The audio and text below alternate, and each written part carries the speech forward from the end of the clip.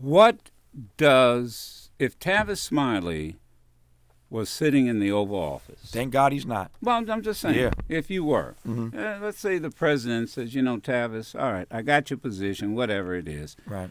But what would you have me do? Yeah. What would I do?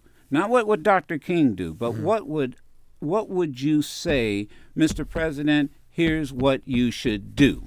And let me add to that. Here's what you should say to the United Nations. Let me answer the question All this right. way. There is no way under God's heaven that I could ever conceive of being in that chair. I'm not trying to avoid your question. I want to answer it honestly. Okay. I can't even conceive of that because I was just in a conversation the other day. You mentioned this shelf of books in your house about King. One of the books you probably have on your shelf is a book by Lewis Baldwin about the prayer life of Dr. King. Yes. Professor at Vanderbilt. Right. He's written 2 or 3 books on Dr. King. He's a King scholar, written 2 or 3 books on King, maybe even more. But Lewis Baldwin was a guest on my program not long ago, and he and I had an interesting conversation, Joe, about whether or not a true Christian can even be president of the United States. That's a debate for a whole other conversation.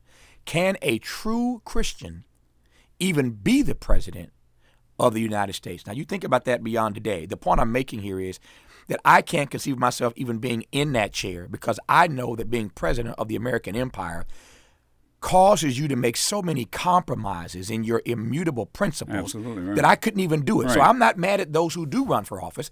Martin King was asked to run for office when he was living in the last year. You read the book. Right.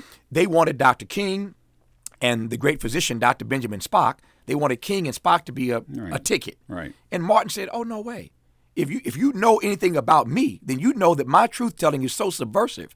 There's no way I could ever be president. So the first answer is I could never conceive of myself in that chair, number one. But let me ask you a question this way the second time. All right. That does not absolve us of our responsibility for those of us who believe that war is not the answer and that there is a better way. For those of us who disagree with the president, I disagree wholeheartedly that the only thing that anybody understands is force. I do not accept that philosophy. We have a war president with a peace prize, and too often we think the military option is the only option. I just don't subscribe to that. So I could not see myself in his chair, but that doesn't stop me from critiquing him and saying to him, Mr. President, there's got to be a better way.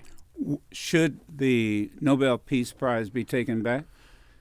I don't think it should have been given in the first place. And just saying that will get me in trouble. But I think if you recall the story when the news broke, the president himself was a bit skittish.